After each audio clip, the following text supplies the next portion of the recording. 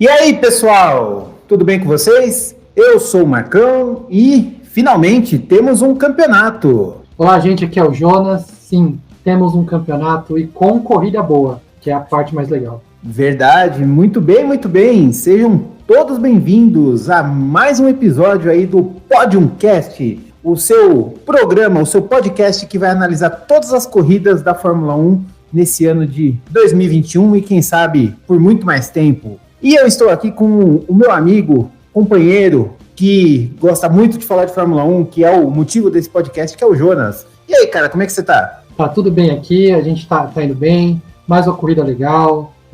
Tô muito feliz com tudo que aconteceu, né, nessa corrida. Tô muito feliz com a temporada da Fórmula 1 nessas duas corridas aí. E vamos embora que a gente tem bastante coisa para falar. É verdade, a segunda corrida agora, né? GP de San Marino, que não é San Marino, né? Emília-Romagna, que teve aí uma corrida muito boa, teve de tudo, né? Teve chuva, teve porrada, teve acidente besta, teve erro bobo, teve erro sério, teve de tudo. Então tem bastante coisa para comentar. Gostei muito da corrida. Antes de começar... Teve erro de gente fraca, teve erro de gente forte, teve tudo mesmo. Teve erro bobo de gente fraca, teve erro bobo de gente forte, teve erro bobo de gente promissora, teve de tudo. Mas antes de iniciar mesmo, fala só um destaque aí um destaque do fim de semana para você, Jonas. Depois eu vou até repetir mais para frente, mas o meu destaque foi o Lando Norris. Para mim, foi o melhor piloto do final de semana, fez sessões de treino e classificação muito boas, quase impecáveis, correndo ali no sábado, e uma corrida espetacular, chegando a segurar o Hamilton por algumas voltas. Esse é o destaque para mim do final de semana. É verdade. Eu ia falar a mesma coisa, mas só para ter um contraponto, e aí para realmente ter um contraponto, eu vou fazer um destaque negativo. Destaque negativo para mim, eu poderia falar Valtteri Bottas, mas eu vou falar George Russell, e a gente vai ter que discorrer um pouquinho mais para frente disso, do porquê que eu achei que foi um destaque negativo. Tem bastante coisa, teve muita polêmica, inclusive no pós-corrida, né? E tem bastante assunto aí para apresentar, mas vamos lá, vamos então fazer aí primeiro a fazer um comentário rápido, né? Mostrar aí o que aconteceu no qualifying. Acho que o qualifying de primeiro, assim, a gente teve eu acho que o maior destaque do qualifying é mesmo o Lando Norris, né? Que teve um fim de semana completo, na minha opinião, fez muito bem todas as partes do treino livre, dos dois treinos livres, o treino de classificação, enfim, ele foi completo. Eu não achei justo aquela punição dele, enfim, e ele foi, para mim, o maior destaque do fim de semana. Para mim também, eu concordo que não foi justa a punição, mas depois do Grande Prêmio do Bahrein lá, eles vão pegar em cima dessa história de saída de pista, então os pilotos vão ter que se adaptar, mas para mim também foi o grande nome aí do sábado. Quase fez pole, se não tivesse feito pole, estaria ali na segunda fila, acabou largando um pouco mais de trás, mas para mim ele tá aí, assim, potencial enorme, tanto dele quanto da McLaren. Eu tô gostando muito de ver a McLaren mais pra frente também. É verdade, e assim, mesmo que ele fosse pole eventualmente, né, vamos supor lá, acho que pole não dava, mas vamos supor que ele ficasse em segundo, né, eu acho que ele não conseguiria fazer mais do que a posição que ele conseguiria, mesmo se ele largasse 2 posições na frente, eu acho que o final, com todo o caos, com tudo que aconteceu, o máximo que ele iria ter mesmo era o terceiro lugar que ele conquistou, né. O Lando Norris que teve aí essa punição que a gente falou, eu achei meio injusto. Eu acho que a FIA a FIA não, né? A organização da Fórmula 1 tá pegando no pé de um jeito errado. Eu acho que tem que pegar no pé sim, porque senão vira meio que um samba meio louco ali, tipo, a pessoa fica, tipo, sabe assim, um vai, o outro estica um pouquinho, daqui a pouco a pessoa tá quase encostando na parede, mas o problema é que eles não deixam muito claro o que pode e o que não pode, sabe? Tá muito estranho esse tipo de medida, sabe? Parece que eles bagunçaram mais do que organizaram em relação ao ano passado. Ano passado teve uma parecia mais organizado. É também é impressão sua também isso daí, Jonas? Sim, é impressão minha também. Mas acho que vai muita coisa, né? Vai também dos circuitos, que agora em vez de ter alguma coisa para barrar ali é tudo asfalto. Eu acho que podia ter, sei lá, um pouquinho de grama e depois mais asfalto, podia ter um pedacinho de brita, 1 metrozinho de brita ali depois das curvas e mais asfalto, para os pilotos perderem mesmo tempo, e aí isso ocasiona os caras querer fazer pista de Fórmula 1 virar oval, né? Fazer só curva. Daqui a pouco o Solo tá fazendo curva por fora, né? E aí não tem como, né? Tem o limite da pista, tem a zebra, sei lá, fazer uma zebra. Eu sei que mais alto também pode ferrar muitos carros e causar acidente, mas tem que dar um outro jeito ali. Para mim, tem que ter alguma barreira, além de sensor, alguma barreira física nesses lugares para. Ou dependendo do lugar, se a curva tiver uma área de escape um pouquinho maior, deixa a curva um pouco mais aberta, sei lá. Sei lá, porque aí depois mais pra frente tem um cotovelo, alguma coisa assim, deixa os caras fazer a curva mais rápido, que até talvez ocasione mais ultrapassagens mais pra frente, né? Mas aí a Fórmula 1 tem que decidir, né? Aí eles têm que ver o que é melhor, porque isso começa a ficar chato, né? É muito detalhe que começa a afastar o povo, né? Tipo, o cara fez saiu 2 centímetros, sabe?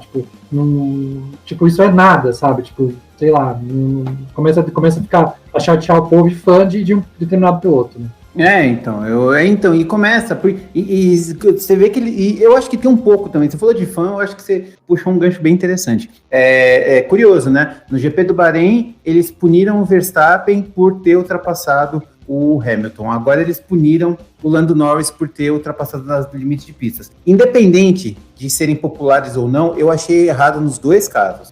Mas acaba queimando um pouco o filme da organização, você não acha? Porque, assim, é o Verstappen, é o querido de todo mundo, né? Todo mundo gosta dele, arrojado, tal. Agora faz isso com o Lando Norris. O Lando Norris eu acho que hoje é a persona mais, depois do Hamilton, claro, eu acho que é a persona mais querida entre pilotos da Fórmula 1.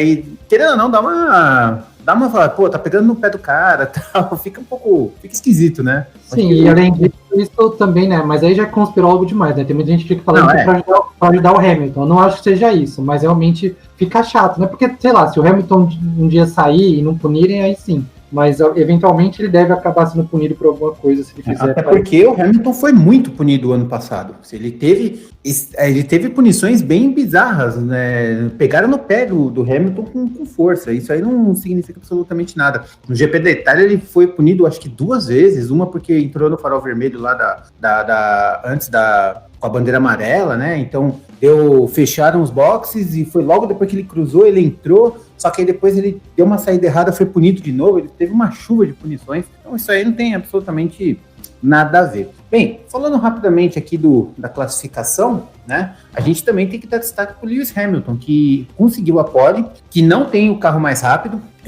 eu acho que a Mercedes tem o melhor carro como conjunto, mas definitivamente não é o carro mais rápido como conjunto, eu digo equipe, tá? Mas ele definitivamente não tem um carro mais rápido. Bom, tivemos aí no top 10, né, que passaram aí pro Q3, Lewis Hamilton, Sérgio Pérez com o seu primeiro e segundo lugar, Max Verstappen, Charles Leclerc, Pierre Gasly, Daniel Ricciardo, Lando Norris, que quase ficou em top 2, mas aí ele teve a volta deletada e ficou em 7º, Valtteri Bottas, Esteban Ocon e em 10º Lance Stroll, né, que acabou não correndo aí no Q3, ficou em último porque não, em último não, ficou em 10º porque não abriu volta, acho que foi a opção da própria equipe. Ficaram no Q2, né, do 11º ao 15º, Carlos Sainz, George Russell, que teve uma boa performance com a Williams, eu acho que a gente pode falar alguns minutinhos sobre essa evolução da Williams, Sebastian Vettel, também podemos falar alguns minutinhos sobre a decepção que ele tem sido,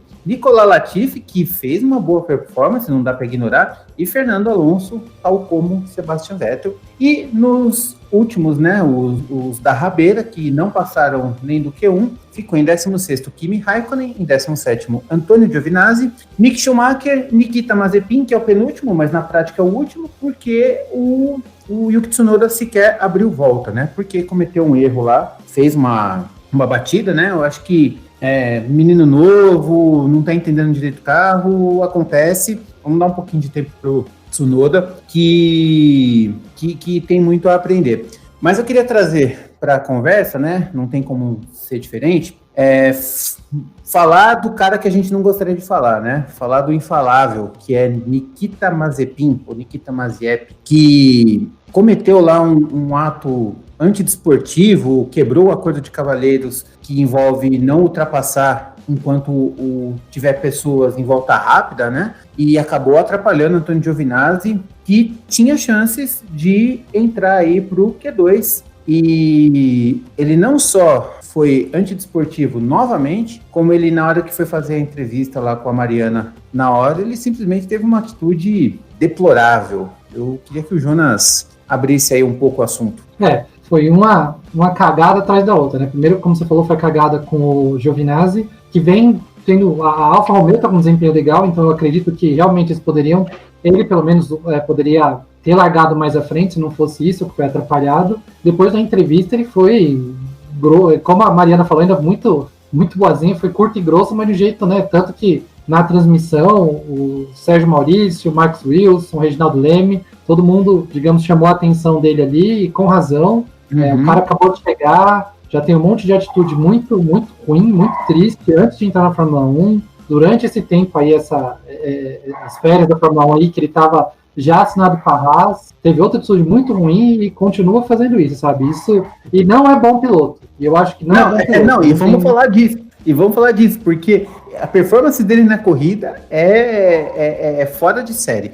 E de uma maneira negativa. Ainda é fraco, fica, sei lá, se achando. Né? O cara é fraco e se acha, sabe? Tipo, você não vê... A gente tem um contraponto na semana passada, teve uma entrevista do Hamilton com a Mariana, que ele chegou todo feliz, chegou brincando com ela, fazendo pergunta, falando sobre o Brasil, e o cara é o melhor piloto do grid, é um dos melhores pilotos de todos os tempos. E assim, agora um cara que é um bosta, que não ganha nada, que não ganhou nada, vem ser assim, velho. Tipo, e ela comparou pelo menos, por exemplo, falou que o Lance Stroll era mais na dele no começo, não que ele era chato, ele era mais na dele. E enquanto o Latifi, tô comparando os bilionários da Fórmula 1. Os pagantes, né?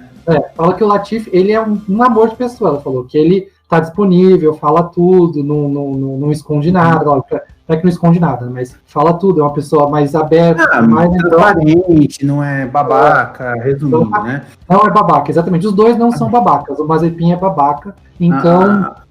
tipo assim, não dá pra entender o que esse cara faz na Fórmula 1. Eu não quero que a Haas entre em falência, mas eu queria muito que o pai dele parasse de pagar e, sei lá, velho. Se eu tivesse grana, eu comprava a Haas e tirava esse cara. Sério, tipo... Eu acho que a gente vai ter que fazer um quadro fixo aqui, onde a gente tem as apresentações, fala do qualifying, malha o Mazepin e depois fala da corrida, porque ele tá fazendo uma escadinha, constante ele né? Que pelo menos ele tem constância nisso, né? Ele é babaca sempre e roda sempre mas só para contextualizar um pouco, para quem não acompanhou, para quem perdeu o treino de classificação, né? Tá falando o que foi que aconteceu e tal. O Mazepin, como a gente falou, né? Ele quebrou um acordo de cavalheiros, não é uma regra. Existe um acordo de cavalheiros entre os pilotos, em que se tiver um piloto em volta rápida, o piloto que está atrás e não está em volta rápida, ou mesmo se está, não pode ultrapassar. Ele não pode disputar corrida enquanto está fazendo treino de classificação. Como é que o piloto que está no carro sabe se o outro está abrindo volta ou não? Pelo comando do engenheiro. O engenheiro fala, esse piloto está em volta rápida, o piloto da frente não está em volta rápida. Então ele tinha essa informação. O Mazepin simplesmente não quis nem saber. Ele pegou o vácuo do Giovinazzi e na entrada da curva 1, ele simplesmente pegou o vácuo e atrapalhou o Giovinazzi. Em termos de regra, é errado? Não, não é. Mas existe o acordo de cavalheiros, até porque envolve a segurança dos pilotos, né? Então o Giovinazzi, de repente, se sentiu ultrapassado e perdeu ali aqueles milésimos que não fez ele concluir. Ok, já tá errado, houve reclamação no rádio e tudo mais. Os dois não entraram pro Q2. Quando foram fazer a entrevista no cercadinho, a Mariana perguntou pro Giovinazzi o que foi que aconteceu. E ele falou, olha, eu acho que todo mundo viu, ele fez uma atitude errada, não era isso que se faz, não era combinado e tudo mais. Beleza, deu a palavra. Quando a Mariana foi perguntar pro Mazepin o que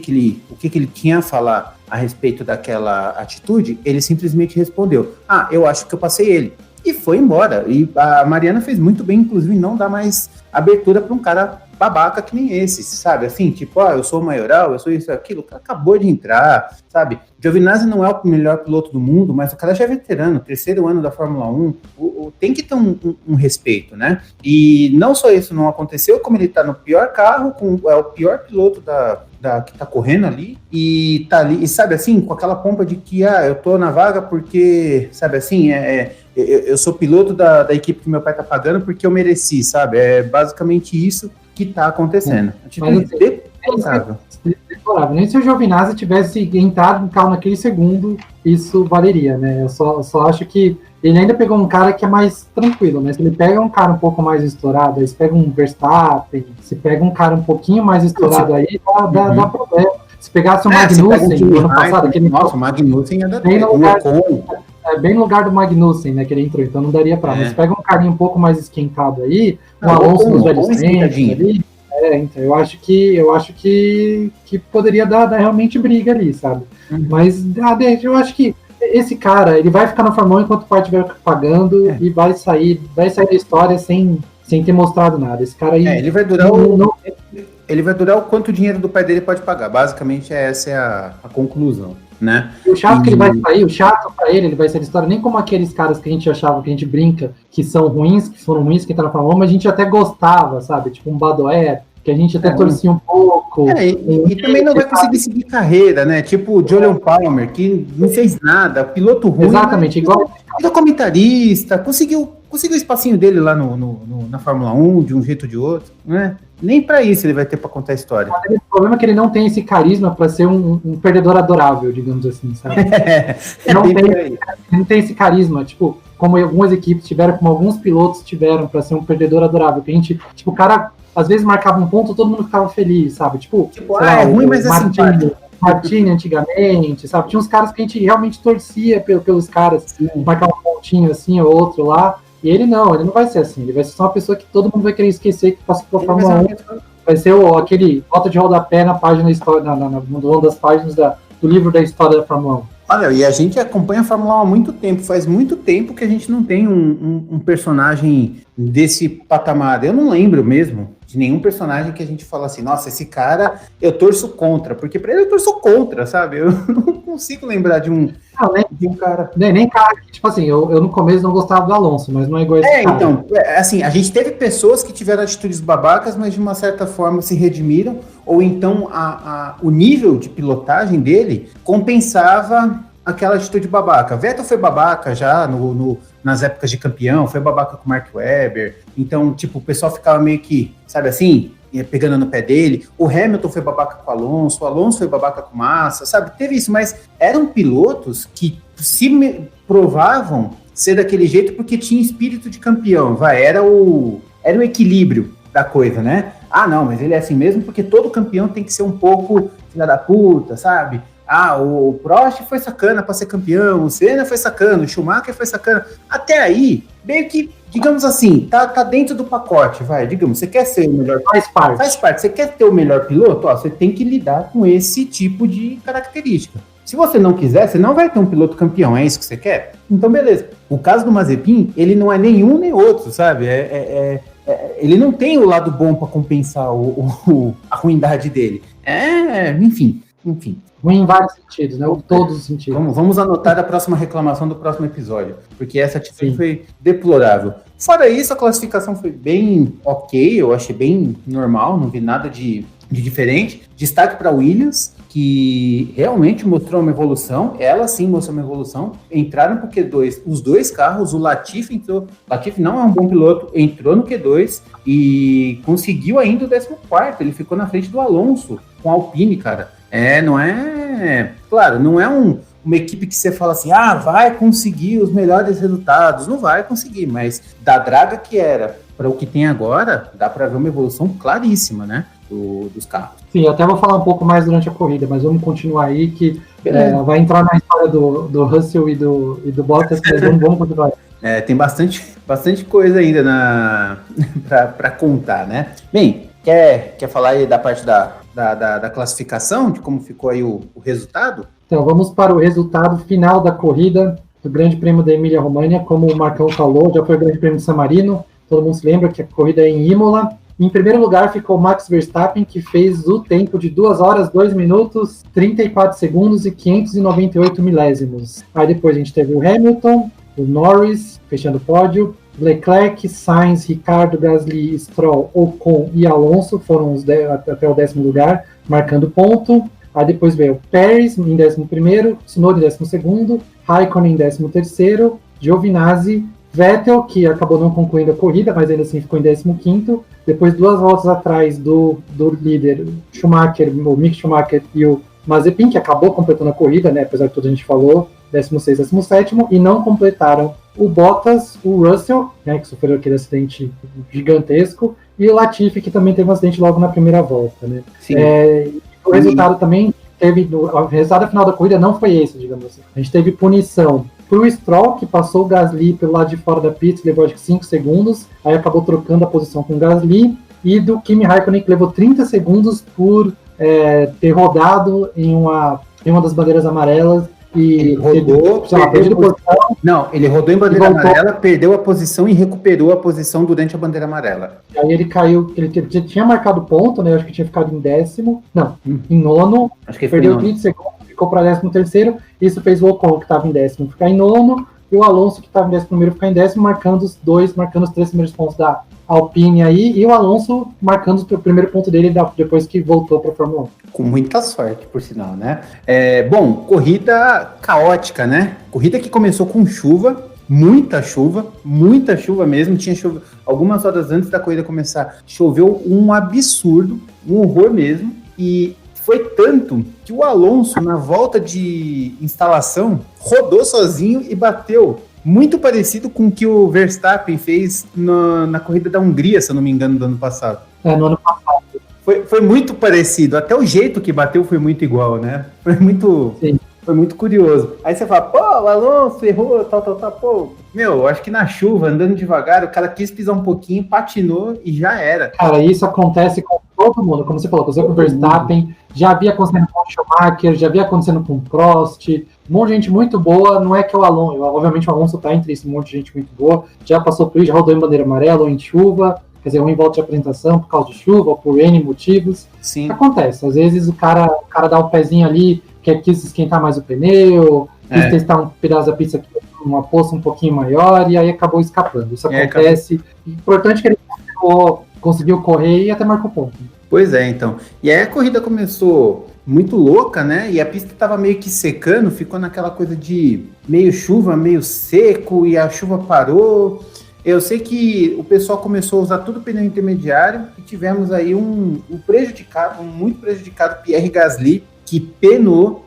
Olha, ele fechou em 7º. Pelo tanto que ele sofreu, pelo tanto que ele apanhou desse carro na primeira parte da corrida, o 7º lugar é tipo uma vitória pro Pierre Gasly. Só mostra o nível que esse cara tem guiando um carro. Por que eu tô dizendo isso? Realmente, choveu muito forte. Só que a chuva já tinha parado há algum tempo. Tanto é que na volta de instalação, volta de apresentação, a pista não estava bem molhada, mas não estava chovendo. Todos os carros aproveitaram nas primeiras voltas, ou mesmo na largada, largar com pneu intermediário. O Pierre Gasly, somente o Pierre Gasly, saiu com pneu de chuva. Até aí tudo bem. Não. As duas Haas também saíram com pneu de chuva. Quem? Mais da frente só o Gasly. As duas Haas também saíram com pneu de chuva.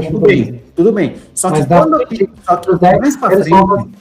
entre os 10 primeiros, realmente só o Gasly, mas as duas Haas também saíram com pneu de até aí, ok. Só que na primeira parada dos boxes, assim que teve oportunidade, a Haas já parou e trocou por intermediário. E o Gasly não. O Gasly ficou com o pneu de chuva na pista praticamente seca. Enquanto os pilotos da frente ali estavam querendo falar assim, olha, a gente põe um médio ou mantém o intermediário? Troca ou não troca, sabe? O Gasly ficou ali com o engenheiro dele falando, não, vamos ficar com o de chuva, vai chover mais forte. E ele ficou com o pneu desgastado numa pista semi-seca, que era com pneu intermediário, e ficou tomando posição atrás de posição. Então, assim, o que ele alcançou conseguindo sair, ele ficou muito atrás, ele estava tomando muita posição, assim, volta a volta ele perdia 2, 3 posições, ele ficou lá atrás na primeira parte da corrida, até a volta 20, 21 ali, ele realmente parou bastante, ele tomou bastante, ó, para conseguir recuperar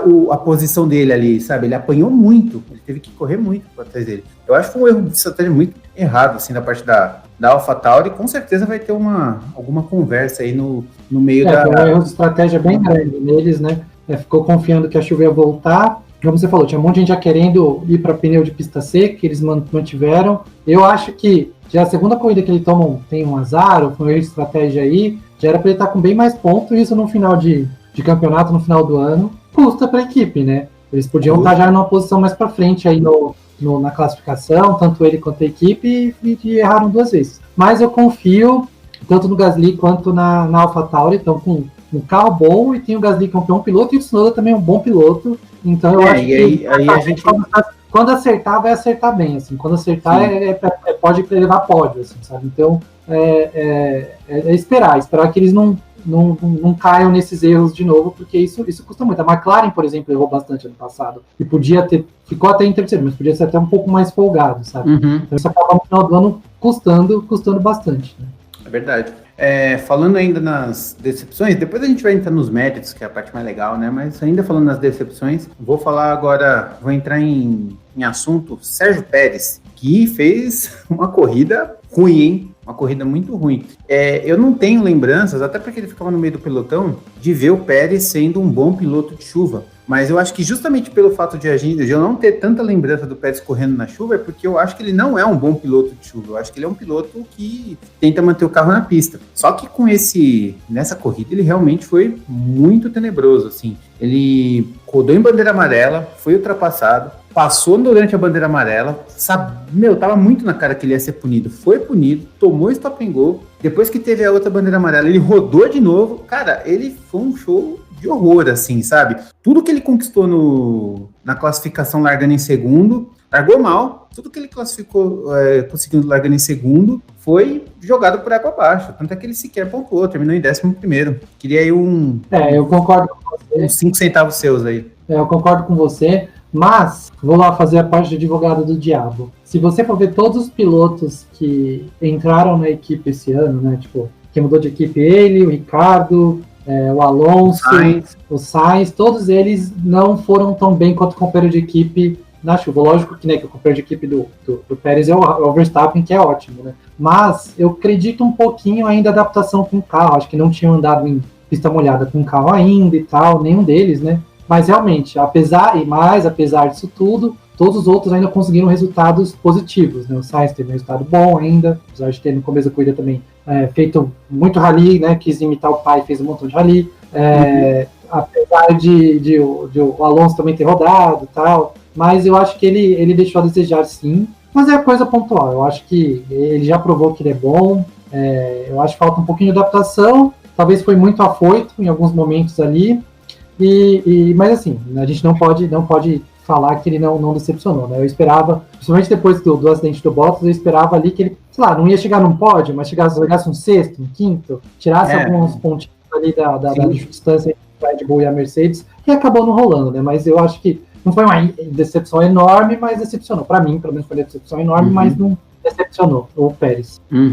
E, assim, para completar essa primeira janela de decepções, eu quero destacar também Sebastian Vettel, que eu não sei o que está acontecendo com ele. Ele realmente, eu acho que ele comentou recentemente que gosta de agronomia, né? Então ele faz lá as plantinhas dele, tem a horta, deve ter a fazenda dele lá, ele gosta dessa coisa do contato com a natureza. Eu acho que a cabeça dele tá lá na natureza já. E porque, cara, ok, ele não terminou a corrida, mas ele não terminou a corrida na última volta, que teve problema de câmbio. Mas o tempo todo ele ficou atrás. Ele só não ficou atrás das Haas, basicamente, sabe? Ele tá em último, porque se você pensar que a Haas é o pior carro da Fórmula 1, a Haas hoje é pior que a Williams do ano passado. Se você pensar que ele tá só na frente da Haas, enquanto o companheiro de equipe dele, que é o Stroll, tá pontuando, tá passando pro Q3, eu não sei o que pensar, assim, sabe? Eu não consigo mais,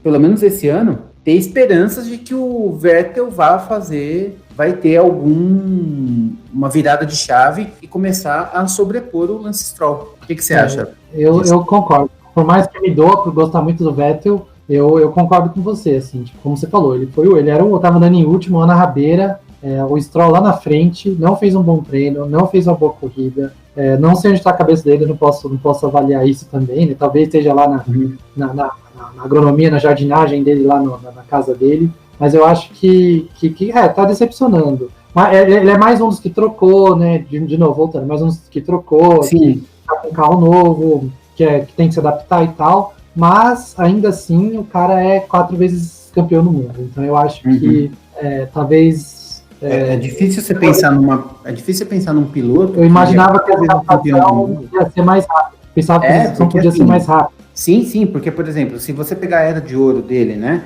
que foi quando ele foi campeão de 2010 a 2013, né, não, 2011 a 2014, quando ele foi o tetracampeão, né? 2010 a 2013. 2010 a 2013, isso, quando era ainda a era V8, né? Ele teve lá o brilho dele, né? Ele foi realmente o melhor piloto, ele estava no auge, ele estava fazendo coisas muito boas. Aí entrou na era híbrida, ele continuava tendo uma boa performance. Não é que falar assim, ele demorou para se adaptar com o carro. Não, ele fez jus à frente, fez frente à Red Bull enquanto ele correu naquele ano. E quando foi para a Ferrari, ele teve 2 excelentes anos com o carro. Então não é falar assim, ele não está se adaptando com o carro. Não, ele teve uma transição de vários carros na mão dele. Então ele teve uma Red Bull em 2014 que tinha uma característica totalmente diferente, que deixou de ser o melhor carro para ser uma equipe média. Depois ele foi para uma Ferrari que era equipe de ponta por pelo menos 2 anos. Pegou uma Ferrari que foi ruim por 2 anos e agora está numa nova equipe. Então não é dizer que assim, ele não está acostumado com o carro. Ok, ele não está acostumado com o carro até certo ponto, mas para um cara como o Vettel, que já passou por tanta adaptação, por tanta virada de chave, é muito estranho ele não ter se acostumado, por exemplo, na fase de testes ainda da temporada. Ok, ainda assim, a Aston Martin foi uma das equipes que menos girou na temporada. Deu pouquíssimas voltas, o carro teve problema, isso é uma coisa meio que inexplicável, porque no passado estava muito bem. Mas, ainda assim, eu esperava ele, pelo menos, vamos supor assim, no pior das hipóteses, ele uma posição atrás do Stroll, e não em último, como foi aqui praticamente. Eu acho que, não sei, ele tem que se concentrar mais, eu não sei o que pode fazer, né? Ou, sei lá, se focar mais, talvez ele realmente esteja desinteressado. Eu não sei como é que vai ser o futuro da Aston Martin dele. Eu acho assim, que ele ainda vai contribuir muito dentro da Aston Martin com a experiência dele, em questão de acerto, ele deve ter muito a passar nesses pontos, mas eu não sei, eu acho que talvez pro ano que vem outro piloto e ele se aposente aí, talvez venha outra pessoa aí, outro piloto, com certeza vai ter gente boa aí sobrando no final do ano, não sei como é que vai ser, não lembro como é que quantas temporadas ele assinou, acho que assinou por 2 ou 3. 2 temporadas.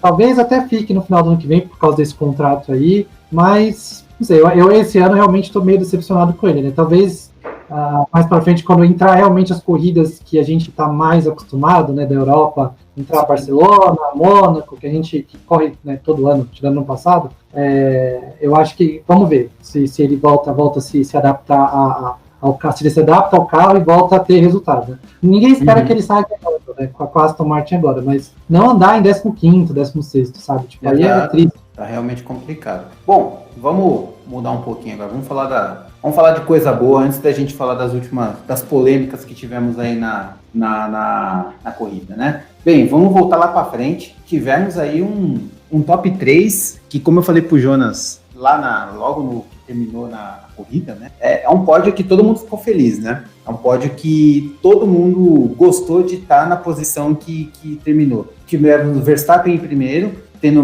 digamos, a sua redenção em relação à última corrida, que foi punido ali, uns acham que é justo, outros acham que não é, enfim, o fato é que foi punido, perdeu a vitória dele naquele momento, e aí conseguiu essa vitória, quase conseguiu lá sua volta mais rápida, mas o Hamilton papou ela. Tivemos o Hamilton em segundo, que tem a sorte de campeão que todo campeão gostaria de ter. O cara bateu sozinho, praticamente, tudo bem, ele pegou a parte molhada ali quando o George Russell deixou a parte para ele ultrapassar, mas ele bateu, ele quase perdeu a volta, e quando esse quase só não aconteceu porque o George Russell enfiou o carro no Bottas praticamente, e aí valeu a volta anterior que ele não tinha perdido tanta volta, ele só ficou acho que em nono, se eu não me engano, ele relargou em nono, e conseguiu alcançar todo mundo e terminar em segundo, então ele está na melhor posição possível. E Lando Norris, que fez uma corrida, um fim de semana,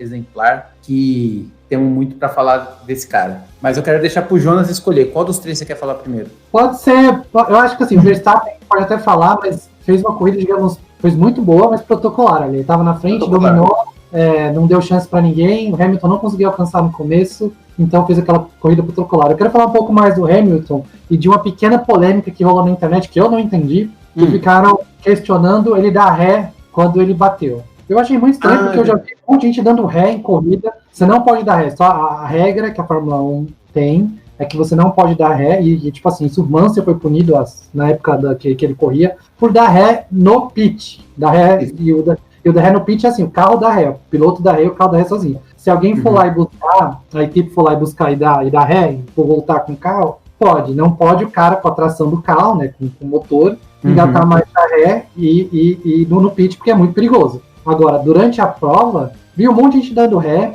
Eu lembro que uns anos atrás eu vi o Ricardo dando ré, até que ele bateu no Kvyat, na Renault, e teve mais gente que deu ré, e ninguém falou nada, agora que o Hamilton ficaram reclamando.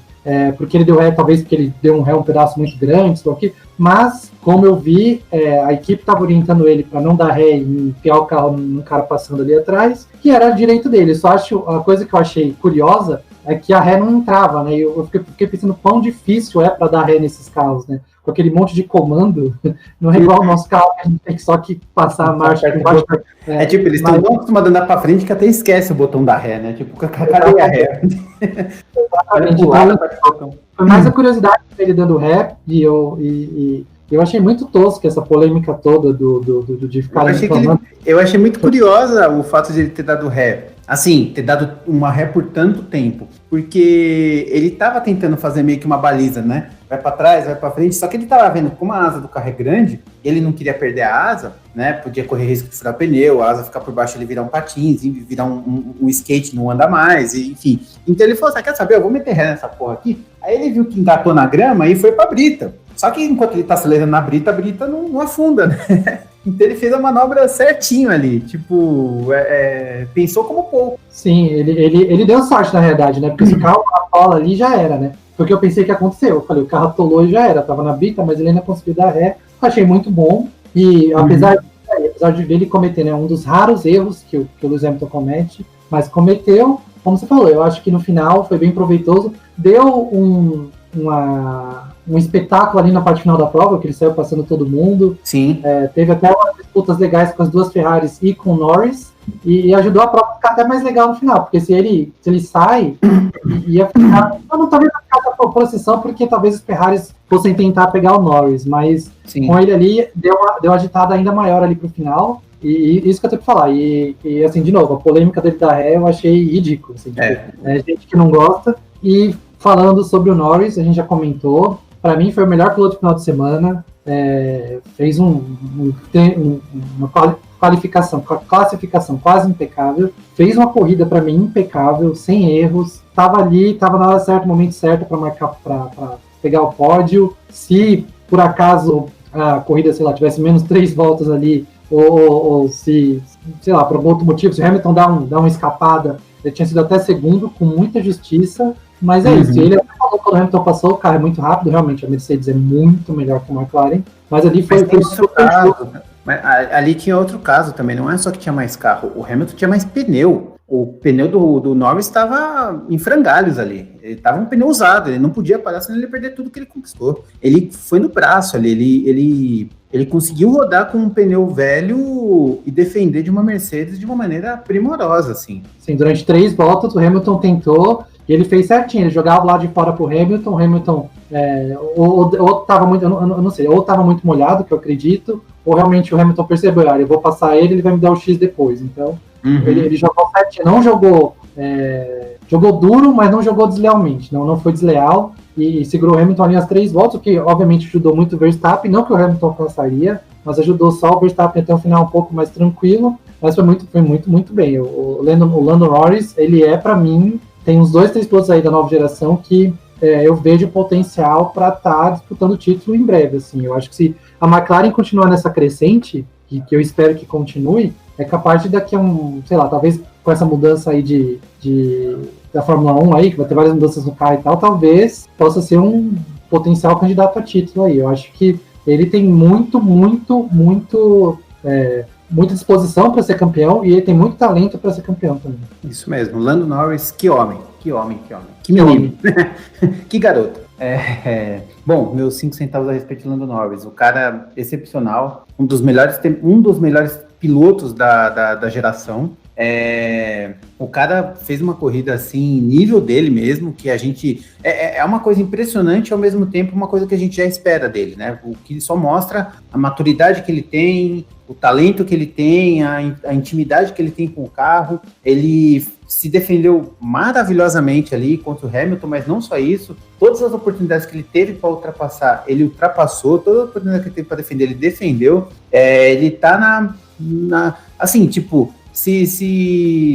ele ganhou a corrida dele, sabe? Assim, ele não tinha como alcançar os próximas posições por uma questão de carro, uma questão de equipamento. Simplesmente isso. Porque, assim, ele conseguiu fazer tudo aquilo que o carro dava e mais um pouco, sabe? Sabe quando a pessoa conclui, como é que fala? É aprovado com louvor? Essa corrida dele foi aprovada com louvor. Não foi só aprovada, foi aprovada com louvor. Ele teve uma corrida, assim, bem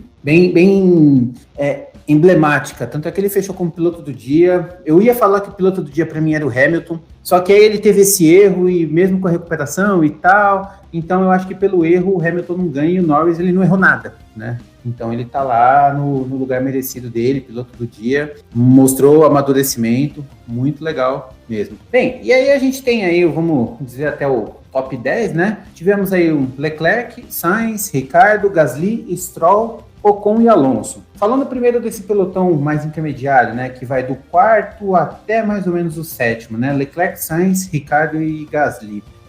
Bom, Leclerc e Sainz fizeram uma corridaça. O Sainz, mesmo com todos os erros, chegou em quinto. Eu acho que o resultado da corrida, eu acho que tudo que aconteceu da corrida não mostra a realidade que o resultado apresentou. Eu acho que a Ferrari, ela está um pouco atrás em relação aos demais. Eu acho que o Ricardo estaria na frente, até mesmo a AlphaTauri estaria um pouco na frente. Porém, como a corrida nunca nem toda corrida é feita com sol, condições normais e tal.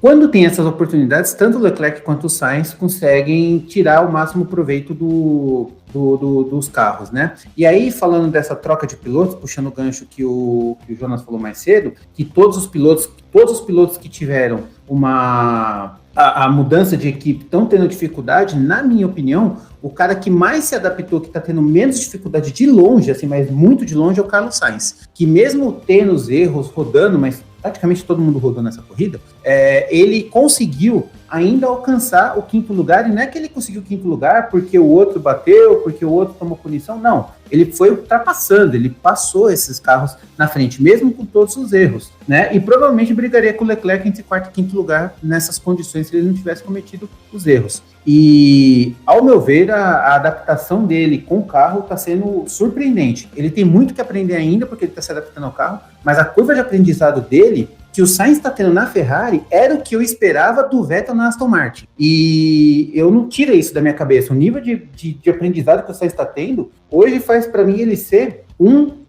talvez o melhor piloto novo e veterano ao mesmo tempo dessa categoria, assim. Tá, ok, Verstappen tá um pouco à parte. O Sainz é um pouco mais velho, mas assim, ele entrou um pouco depois do Norris, do Leclerc, enfim. Mas dessa geração nova, esse cara tá de longe sendo o melhor piloto, assim, na minha opinião. Eu concordo com você, eu acho que realmente ele cometeu alguns erros, também no treino ele não foi tão bem, né, largou só em 11º, mas ainda assim, fez uma corrida muito boa, apesar de, como você falou, ele rodou, ele saiu da pista 2 vezes, até rolou um rádio da Ferrari que ele estava entrando muito forte nas curvas, né, por isso que ele estava saindo muito. Acho que ele aprendeu ali, falou, vou tentar frear antes, acelerar menos aqui, entrar um pouco mais suave, e fez uma corrida muito boa. Na real, para mim, as duas Ferraris foram uma surpresa bem positiva da corrida, chegando em quarto e quinto, né? Se você for pensar que se o Hamilton tivesse realmente saído ali, né, por algum motivo, teria feito um pódio, né? E teria sido a melhor equipe,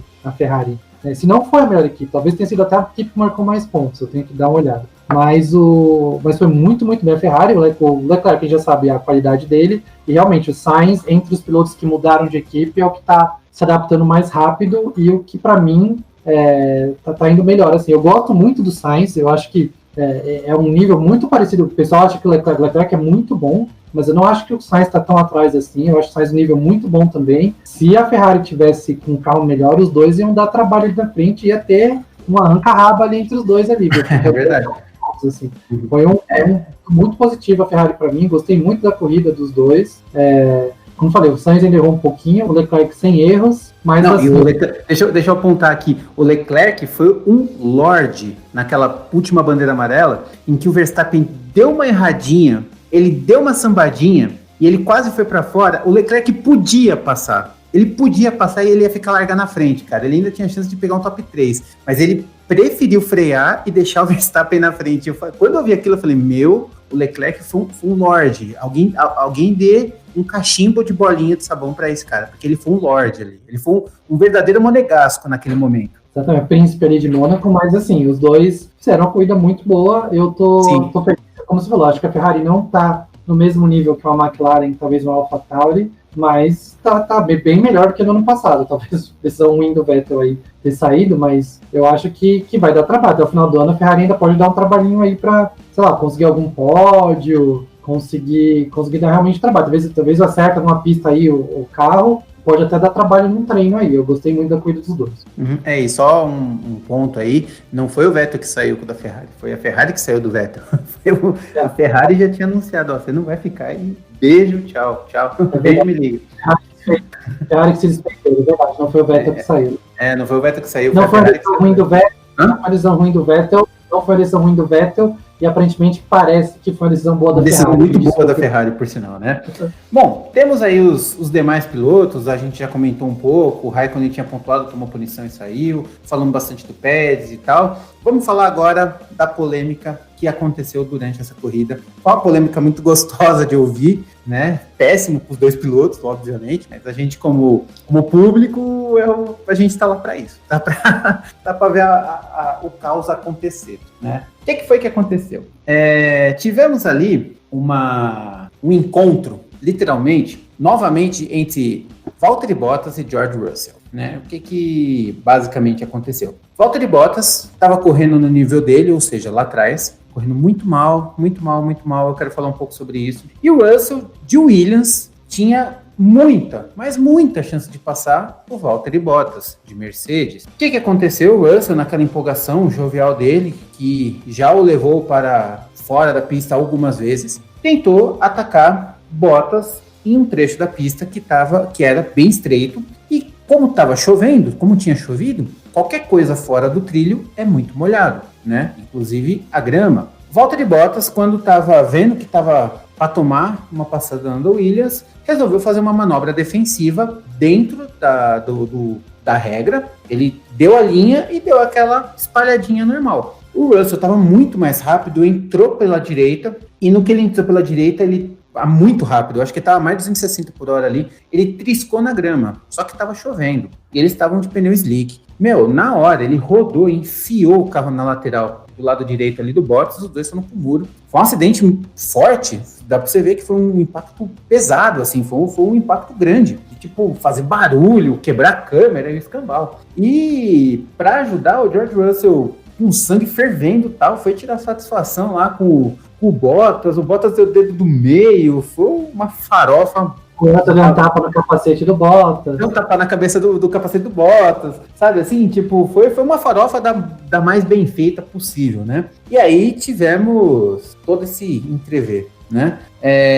Bom, eu vou dar os meus 5 segundos do acidente e depois eu quero focar um pouco no Bottas, porque eu acho que é importante, tá? Resumo da ópera, para mim, foi erro do Russell, muito erro do Russell. O Bottas deu uma jogadinha pro lado da direita? Deu, mas manobra defensiva. Eu colocaria como acidente de corrida, mas dado a gravidade do impacto, eu acho que devia ter um pouco mais de prudência da parte do piloto que estava atrás, que estava tentando passar, que é George Russell. Porque ele sabia que estava chovendo, ele sabia que ele não tem o melhor carro para competir com a Mercedes, por mais que o Bottas estivesse mal e a Williams estivesse bem, ainda assim ia ser uma manobra muito arriscada para se fazer, e ele porque está querendo passar o Bottas, porque ele quer mostrar serviço, ele quer o lugar do Bottas pro ano que vem. Então ele foi muita sede ao pote, não viu não calculou direito o que tinha que calcular, bateu, rodou, enfim, causou todo o acidente. Se for para colocar numa porcentagem, para mim é 80% culpa do Russell, 20% do Bottas só porque ele espalhou, mas ele estava defendendo, então eu coloco no máximo 20% de culpa dele. Porém, as atitudes que o Russell teve, e depois ele até se redimiu com bastante ajuda de assessoria, ele foi meio chata, essa é a palavra. Porque, ok, no calor da emoção ele estava lá, ele fez o reclamou e tal. Só que depois que ele viu o acidente, ele continuou reclamando, com garantia de que ele estava errado, de que ele estava certo. E ele estava errado, né? Bom, eu já falei praticamente tudo que eu gostaria. E, não sei, o Jonas, se tiver alguma coisa para acrescentar, fique à vontade. Não, sobre o acidente, eu considero acidente de corrida, realmente, assim, o Russell estava mais rápido, direito dele, não direito, acho que é dever dele tentar passar. Sim. Realmente tinha que tentar passar, eu acho que não pode ficar guardando posição. A Williams estava bem, incrivelmente estava muito bem na corrida, a ponto de estar desafiando ali uma Mercedes. Se fosse no seco, ele teria passado. O Bottas. Deixa bem claro, não estava com Hamilton, exatamente, estava o Bottas. Se fosse no seco, para mim teria passado. Era o ponto ali na variante Tamburello, que estava todo mundo usando. É o ponto de ultrapassagem da pista, na real, né, na freada ali para a variante Tamburello. Uhum. Então, ele tentou no lugar, digamos, no lugar certo, com a velocidade certa. Só que aí, como você falou, o Bottas espalhou um pouquinho, por algum motivo que eu não entendi, ele se assustou, que eu acho que tinha espaço, se ele tivesse continuado ali na linha dele, ele não teria batido nem nada, teria chegado lá dividindo a curva, passar, não sei se passaria, mas chegaria ele dividindo a curva. Eu acho que ele não assustou, eu acho que ele perdeu o controle, ele deu uma triscadinha na grama. Não foi susto. Sim, então, mas por que ele foi pra grama? Então, isso que eu falei. Ele foi pra grama porque ele se assustou com a manobra do Bottas. Aí acabou causando o acidente. Ele acabou causando o acidente, né? Que ele que bateu e tudo mais, foi pra grama e bateu. Se você for apontar um culpado, eu também apontaria o Russell. Mas como você falou, acidente de corrida, não foram punidos. Acho que a punição, os dois serão que já foi a punição mais suficiente. Realmente foi muito forte. Até o rádio do Bottas logo depois, eu provei ele respirando muito forte, né? Foi uma batida muito forte, foi uma batida meio forte, e depois rolou a farofada, que aí a parte quando aconteceu, eu vi o Russell indo pro Bottas, quando eu vi o Russell indo pro Bottas, eu pensei que ele tava preocupado, né, que você não sabe quando você não viu o acidente direito, pra mim assim, o que aconteceu? Os dois bateram e ele tava preocupado, só que aí depois rolou aquele tapinha e tudo mais, eu falei, eles discutiram ali, aí depois eu vi algumas fotos, algumas imagens dele mostrando o dedo do meio, o Bottas mostrando o dedo do meio, aí os dois ficaram bravos e tal. Foi só um temperinho do que aconteceu entre Piquet e Salazar, basicamente. Foi só um temperinho, um grãozinho de sal ali. Mas aí eu acho que entrou muito ali. Talvez se fosse outro piloto com o Russell, eu acho que o Russell não teria ficado tão irritado. Eu tenho quase certeza. É aí que tá. Eu acho que se fosse outro piloto, eu acho que ele nem tentaria uma manobra tão arriscada. Eu acho Exatamente. Foi. Por exemplo, assim, ó, vamos mudar. Vamos supor que não fosse o Bottas ali de Mercedes. Vamos colocar o Ricardo de McLaren, que tem um carro bem parelho em relação ao Williams, né? Eu acho que ele não teria feito uma coisa tão cedo ao pote. Eu acho que o fator Bottas, o fator Mercedes, é o carro que eu já corri, sabe assim? E aí ele bateu, se ferrou e gerou uma frustração. E a frustração leva a raiva, enfim, leva a tudo isso. Então, eu acho que ele estava mais puto por ele não ter conseguido passar o Bottas, a Mercedes, né, por tabela, e o Bottas, que é a vaga que ele tanto quer, do que se fosse. Eu acho que ele não teria... Vamos supor que ele tentasse passar o Ricardo, causasse o mesmo acidente, ele não ia tirar satisfação do mesmo jeito. Se talvez ele nem tivesse causado acidente, ele não teria feito aquela manobra tão arriscada, mas o bicho estava tão alucinado, sabe? E dá pra ver que ele estava alucinado mesmo, porque logo depois da batida ele nem tentou se recuperar do choque. Ele tava... A pessoa saiu andando. Não, porque a pessoa quando saiu andando pra falar com o Bottas. Isso. Nervoso que ele tava. Não, mas não é nem questão nervoso. Tipo, o sangue dele tava tão a milhão, porque assim, a pessoa quando bate, ela dá desacelerada, né? Até pra se recuperar. Sim. Ele nem pensou nisso, ele tava o agito dele tava tão grande que ele nem sentiu a porrada. Ele estava mais preocupado em tirar satisfação com o postulante à vaga dele, sabe? Com a pessoa que ele está querendo alcançar, substituir, do que a própria condição física. O negócio estava muito doido. Tanto é que aí agora acontece a coisa boa, né? A parte boa da história.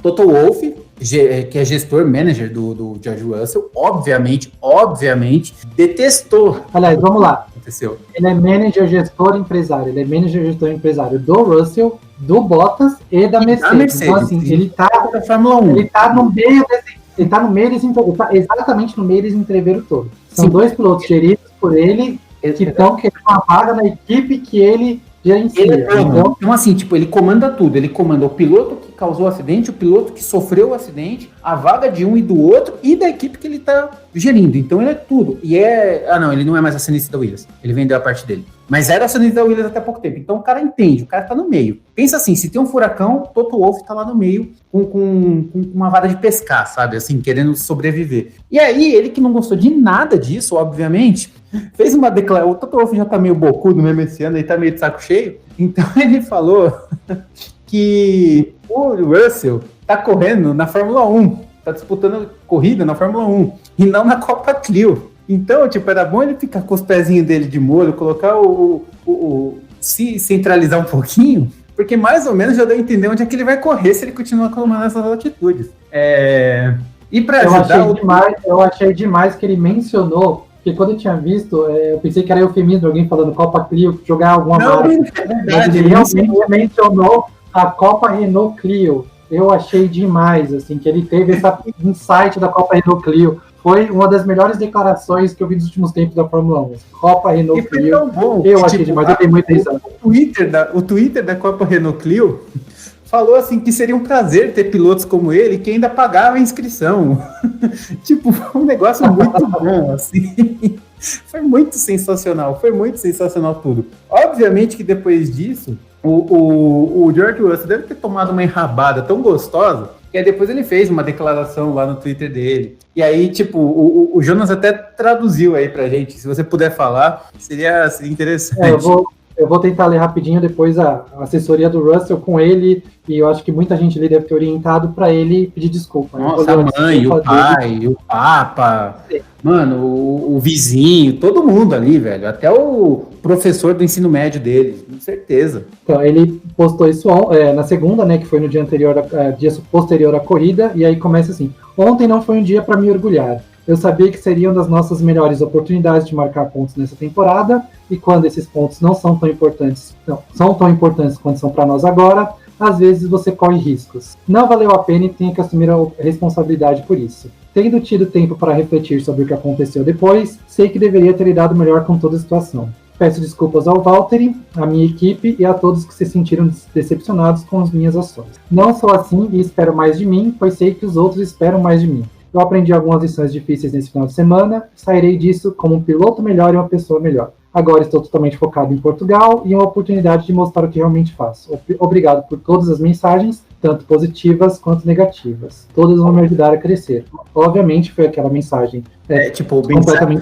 Mensagem de currículo, carta de apresentação de currículo, basicamente. Exatamente, foi muito, muito feio. Depois o cara obviamente, acho que de cabeça fria, ele já deve ter pensado que fui um pouquinho além, ajudaram ele a fazer a mensagem, passou a mensagem, eu acho que vai ficar por isso mesmo. Talvez no começo da próxima corrida ainda, tipo, nas entrevistas ainda falem um pouquinho disso ou daquilo.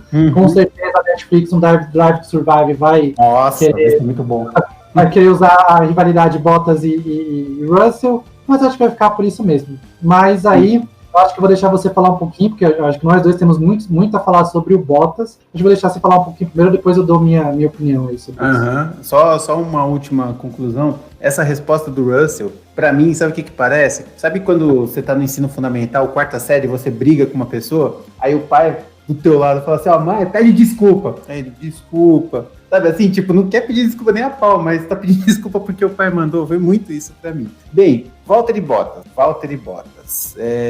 Cara, transformando a história longa em curta, ele é um piloto muito fraco, muito abaixo do nível que a Mercedes merece ter. Por que eu tô chegando nessa conclusão? No qualifying, ele largou em oitavo ou sétimo? Oitavo. Ele ficou atrás do Norris, do Ricardo, do Gasly, do Leclerc, Verstappen, Pérez e Hamilton. Ficar atrás do Hamilton, ok. Ficar atrás do Verstappen, ok, com ressalvas. Ficar atrás de todo o resto, inaceitável, na minha opinião. Não tá ok. O cara, ele tem o melhor, se não o melhor, o segundo melhor carro do grid. Ele, no mínimo, tinha que estar em quarto lugar. Traçando um paralelo, bem paralelo, tá? Felipe Massa, quando já não estava mais no seu auge, estava correndo na Ferrari lá depois do acidente e tudo mais, ele protocolarmente chegava em sexto lugar em todas as corridas.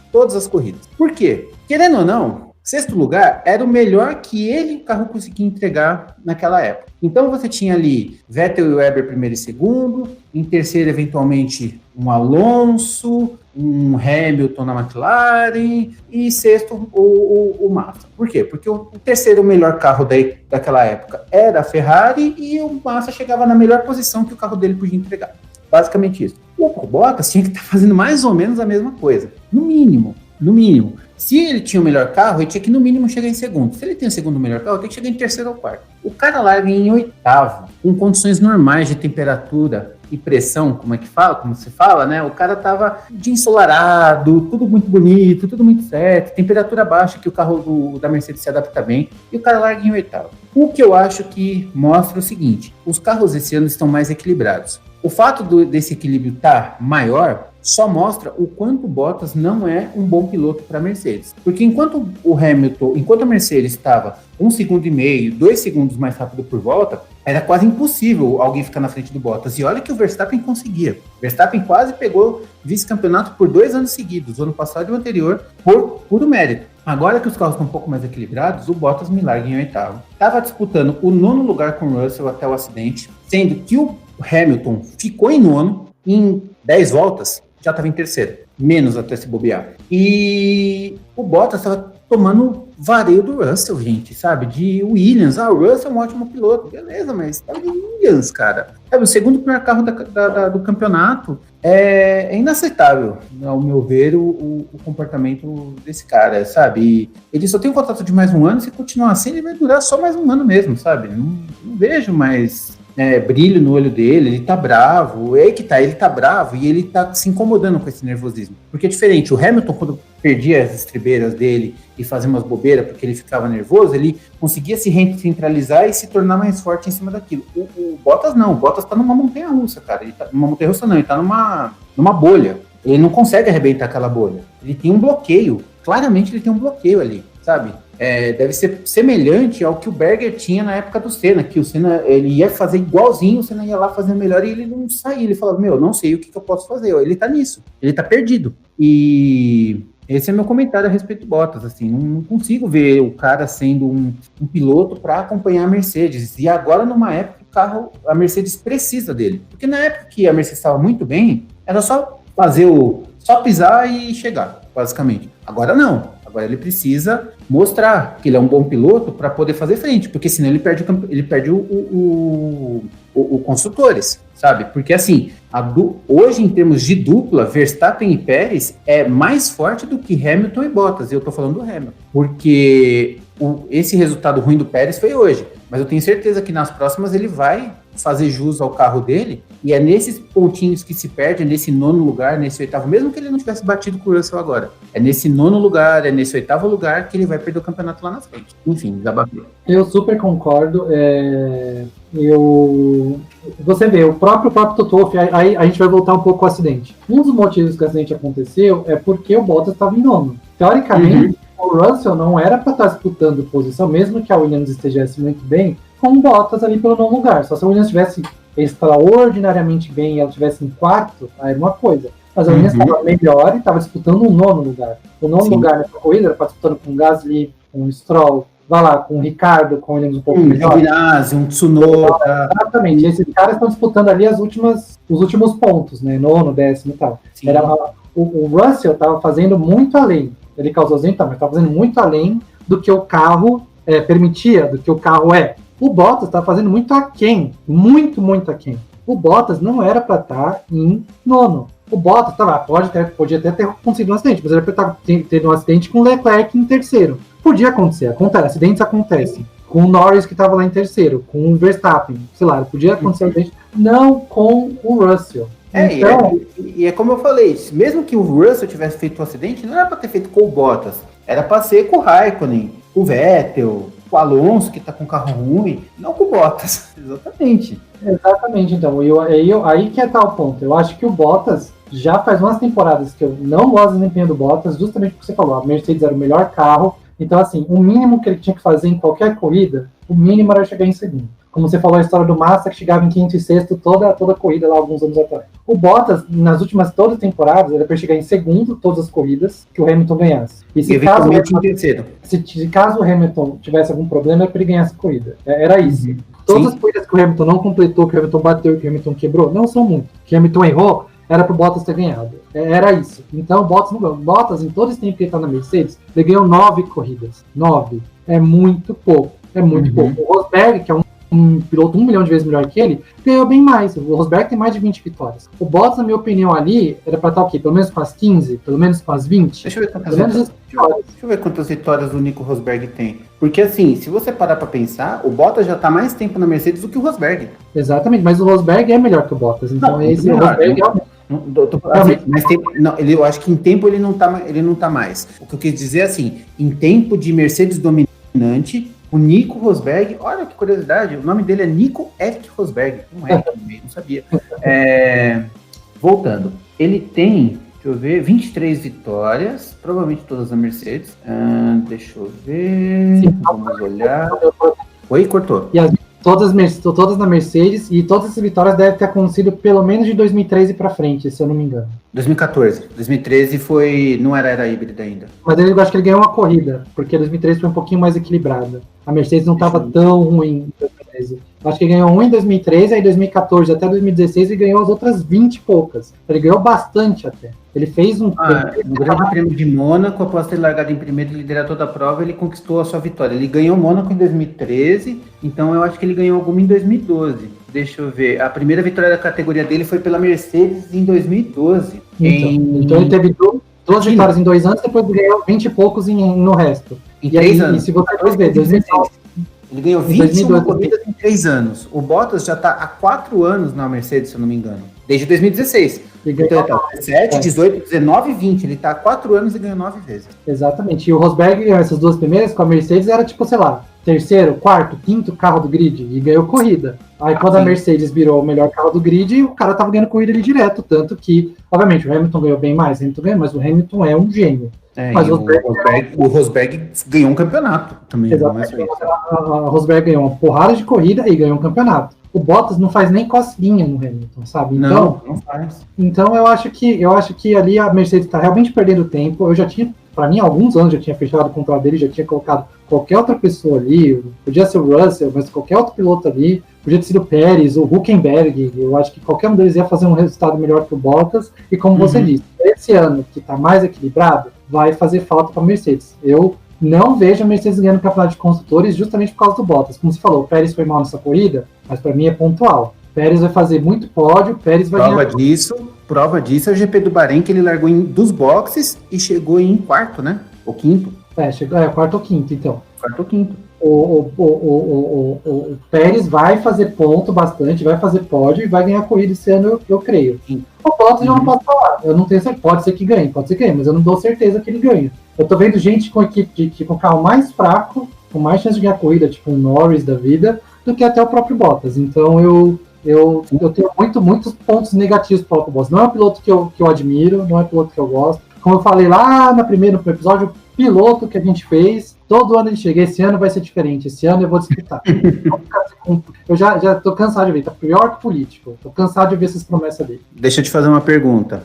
Entre Norris com a McLaren e Bottas com a Mercedes, quem ganha primeiro? Eu posso estar queimando a língua, mas eu acredito que o Norris ganha primeiro. Eu também acho. Eu acho que o Norris tem mais chance de ganhar, muito mais chance de ganhar do que o Bottas hoje de Mercedes. Você pensa no seguinte, tudo bem que é uma casa muito grande, mas supondo que a diferença entre o Norris e o Verstappen no final da corrida fosse menor e o Hamilton alcançasse o Verstappen e os dois batessem, quem ia ganhar a corrida? Exato. E quem tinha saído da corrida? Quem estava lá que não tivesse oportunidade. Exatamente. O Norris. E mesmo que o Bottas não tivesse batido com o Russell, eu duvido que ele estaria ali em terceiro. Ele estaria, sei lá, em sexto, sétimo. Então, quem teria ganhado a corrida, o Norris. Então, eu acho que o Bottas teve muita chance. Mas, cara, a Fórmula 1 não é um lugar que dá muita segunda chance. A gente tem visto isso acontecendo um pouco mais nos últimos anos, mas é um lugar que é cruel. E o Bottas não está aproveitando. Depois vem falar, vem dar uma de coitadinho. Desculpa, para mim não cai esse papo, não. Eu acho que ele teria que estar fora da Mercedes e, quiçá, fora da Fórmula 1. Eu não vejo mais futuro na Fórmula 1. Eu acho que ele vai... Eu acho, tá? Minha previsão. Eu acho que Vettel aposenta e Bottas vai para Aston Martin. Eu acho que isso é uma realidade bem provável. Muito provável, por sinal. Muito provável. O Bottas vai para uma Aston Martin, que é um braço da Mercedes. O Toto Wolff falou, meu amigo, é isso que você consegue ter. Você quer? Mas se você não quiser, tem quem quer. Aí ele vai, o Vettel se aposenta e o Bottas vai para uma Aston Martin com uma esperança muito remota de talvez voltar para frente por ser uma equipe de fato. Bom, eu acho assim que ele vai ficar um ano parado. Se o Vettel cumprir o contrato, o Bottas ano que vem não corre. Porque aí a Mercedes vai mandando embora e vai colocar o Russell, não vai ter vaga para ele. Obviamente a Aston Martin não vai tirar o Stroll. Se o Vettel cumprir o contrato, o Bottas no lugar do Raikkonen. Não vai ter. Não sei, eu acho que ou ele vai desistir de vez, ou ele vai ter um sabático aí igual os pilotos fizeram. Exatamente. Bom, vamos lá pro piloto do dia, roda presa e zebra? Vamos lá. Eu vou falar primeiro aqui, eu vou seguir o relator e o amigo internauta no piloto do dia. Para mim, não só do dia como no final de semana, foi o Lando Norris, um espetacular terceiro lugar. Foi sensacional a corrida dele, combativo, calmo na hora que precisava ser, nervoso na hora que precisava ser. Foi muito bom, segurou o Hamilton algumas voltas, foi espetacular. Eu estava na pontinha da cadeira vendo a corrida, foi muito bom. Piloto do dia, para mim, com certeza, Lando Norris. E aí, você, Marcão? Não tenho o que falar, né? Lando Norris, com certeza. Não dá, foi tão bom que não tem parâmetro para equilibrar. Não tem como falar assim. Talvez o Hamilton, mas a única diferença é que o Hamilton errou e o Norris não. Se o Hamilton não tivesse errado e chegado em segundo, talvez daria pelo Hamilton por toda a confusão que ele teve, por ter conseguido a pole sem ser o melhor carro, por estar brigando, por estar uma estratégia, por ter a melhor equipe, porque eles não têm o melhor carro, mas têm a melhor equipe. E aí eu falo de tudo, falo de estratégia, de pit stop, de engenheiro, de tudo. Então talvez, mas como ele errou, e aí com o erro não tem como, né? Lando Norris, piloto do dia. Roda presa, vamos lá. Só lembrando, tá, gente, pessoal, piloto do dia é o melhor piloto, roda presa é o pior piloto, e zebra é o zebra. É aquela pessoa que se destacou, ou então aquele momento que se destacou, que foi totalmente fora do comum, é o incomum, ok? Vamos lá, roda presa para você, Jonas. A gente acabou de falar. Para mim foi Bottas pelo desempenho. Eu sei que ele não teve culpa no acidente, mas para mim foi com certeza o Valtteri Bottas. Ele, como eu falei, não era para ele estar andando em nono, não era para ele largar em oitavo. Porque se você pensa, ele largou em oitavo e perdeu a posição. Ele ainda ganhou uma posição, ele perdeu, largou em oitavo, caiu para décimo e voltou para nono, porque eu acho que o Pérez rodou. Nem passou ninguém. Então, não era para ele estar andando ali. Eu não diria decepcionado, mas é o nível que ele chega. Eu não aceito um cara desse estar na Mercedes. Então, para mim, eu rodo a presa do final de semana.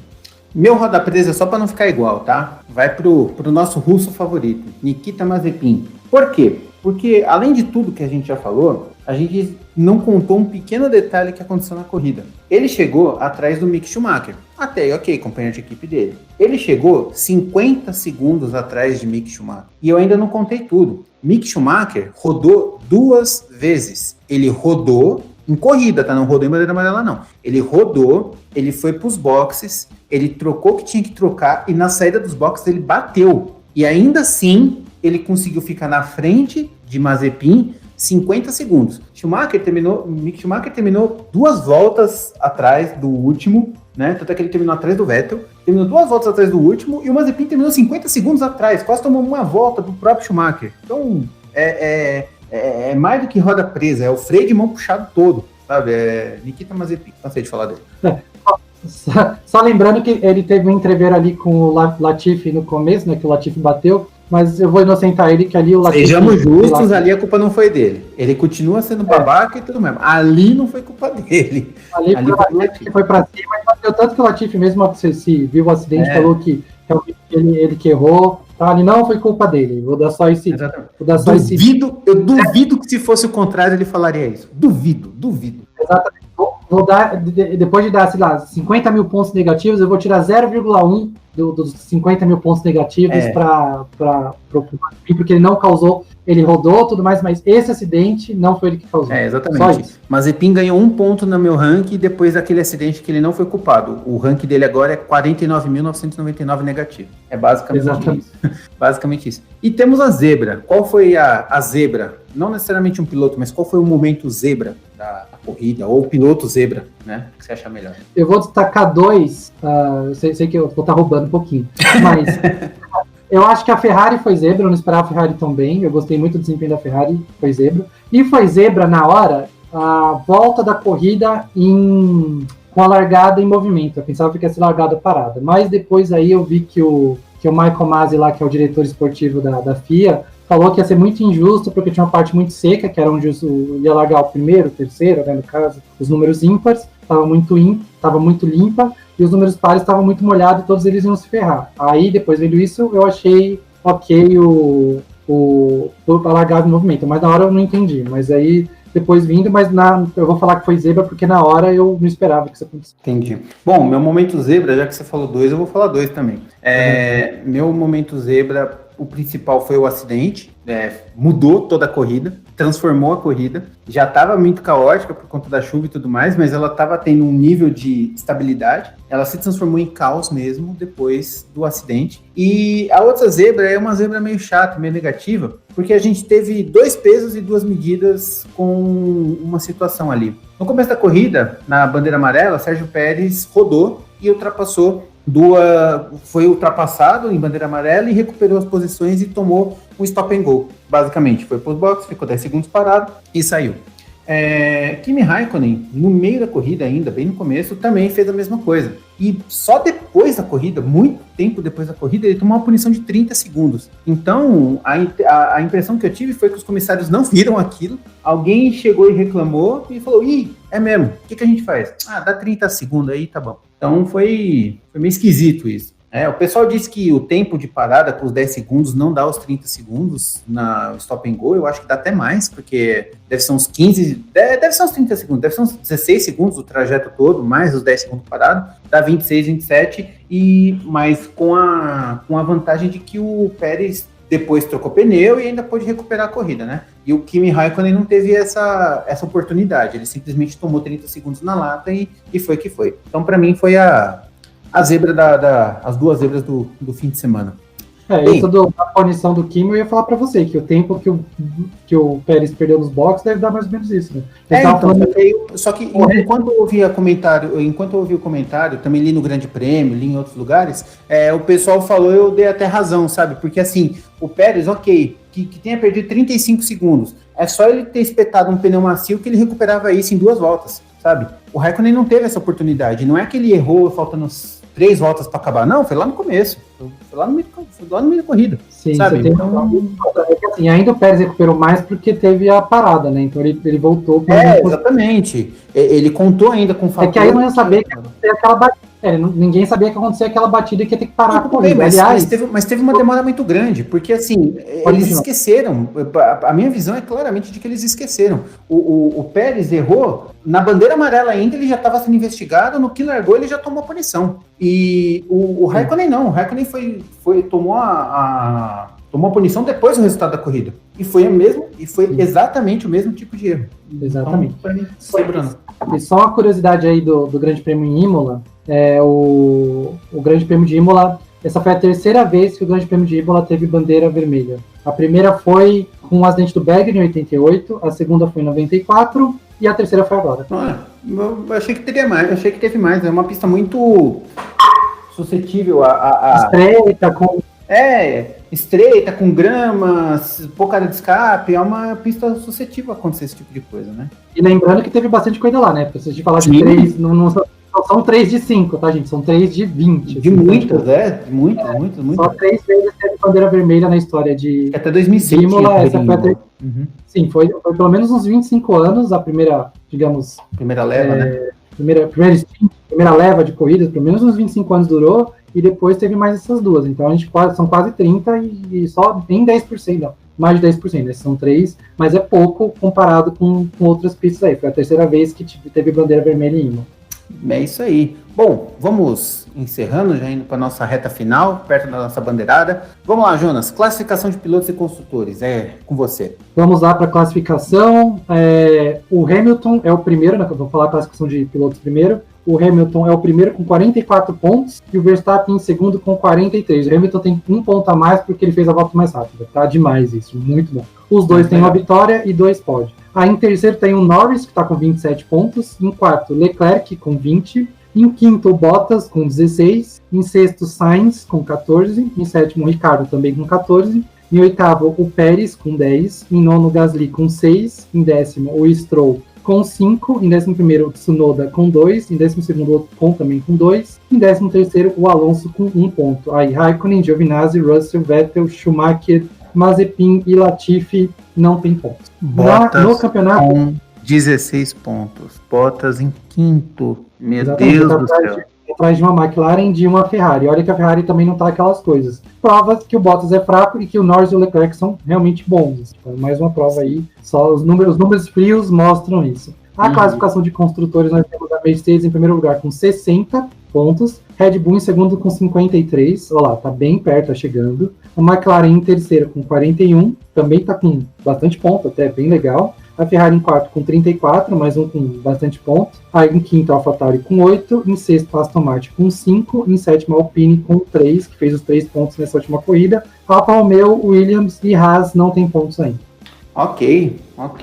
Provavelmente Haas não vai pontuar nada esse ano. O Alfa Romeo e Williams devem morder aí um pontinho ou outro, se George Russell não fizer mais nenhuma lambança.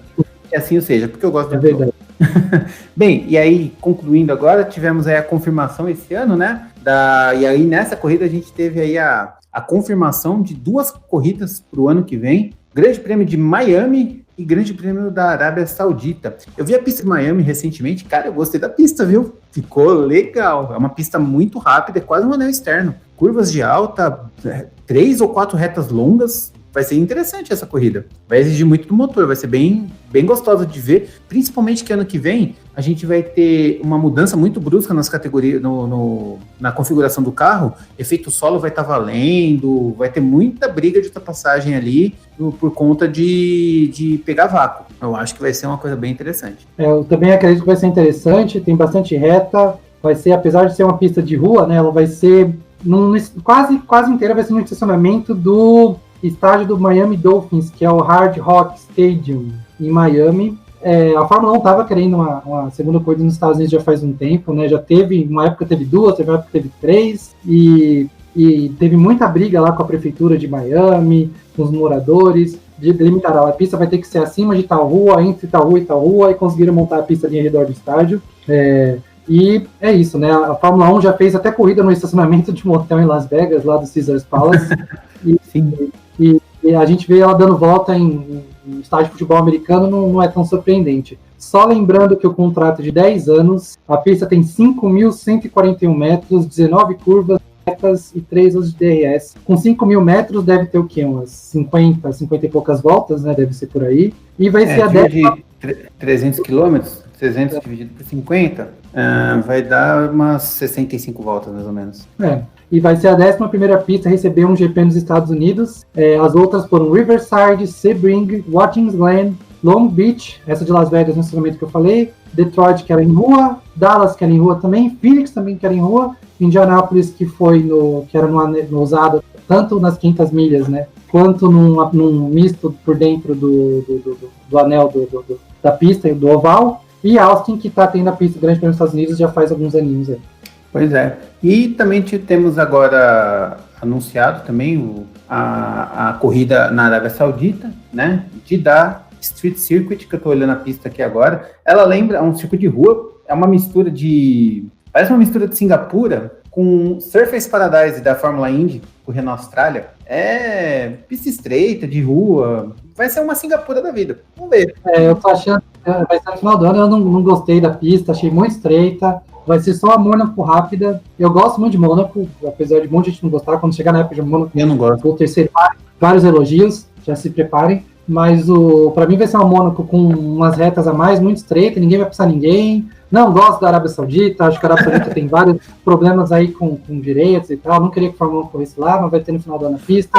Eu acho que a gente pode até levar isso para um outro podcast e levar, porque ok, só vou dar meus 5 segundos aqui de comentário. Ok, eu concordo que tem tudo isso que faria com que as pessoas não quisessem fazer lá, mas ao mesmo tempo, esse tipo de coisa abre as portas para uma mudança de cultura. É só um ponto que eu quero trazer, não é... Eu também acho que tinha que ser repensado, tinha que ser colocado alguns senões para que isso acontecesse lá. Mas, puxando para o lado bom, normalmente esse tipo de coisa muda a cabeça, sabe? Eu tenho certeza, por exemplo, que não teria GP da Arábia Saudita se a Fórmula E não tivesse colocado uma corrida na Arábia Saudita há uns 2 anos atrás. É só um ponto que eu queria...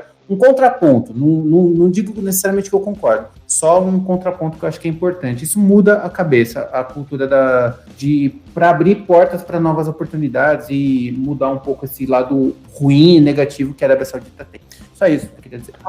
Só dando uma recadinha de também 5 segundos, mas a gente pode falar quando for a época, mas é que tá esse outro assunto em voga que eu vou entrar, que aí joga contra no marketing para a Fórmula 1, que vai ter um monte de reclamando, igual foi a história da Superliga esse final de semana do futebol. Os times todos deram para trás porque teve uma repercussão não negativa com as torcidas e tal. Então isso talvez é coisa de se pensar. Mas aí quando chegar perto da época, lá no final do ano, a gente volta a falar sobre isso. A gente pensa bastante sobre o assunto para trazer um assunto bem maduro também. Importante. Bom, vamos lá. Concluindo. Dica do dia, Jonas. Você que é o cara aí que traz as informações. Minha dica do dia hoje é uma dica um pouco mais antiga. A gente falou de um livro que saiu faz pouco tempo. Eu vou falar agora de um filme muito legal, com certeza o Marcão assistiu, que é o Rush no Limite da Emoção. Bom filmão. É um filme de 2013. Quem gosta de Fórmula 1 ainda não assistiu... Já faz tudo isso? Já faz tudo isso. Eu também, quando eu olhei antes, eu falei, caramba. Mano, pra mim era tipo 2017, sabe?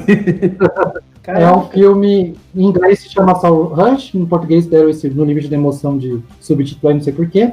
Mas é um filme que fala sobre as temporadas dos anos 70, no começo dos anos 70, mas é focado mais na temporada de 76, onde a gente viu a disputa pelo título entre James Hunt, que no filme é interpretado pelo Chris Hemsworth, que acho que um monte de gente conhece, que faz o Thor. Nos filmes da Marvel, e o Nick Lauda, que é o Daniel Bru, que por sinal também tá na Marvel, que faz o Barão Zemo nos filmes da Marvel.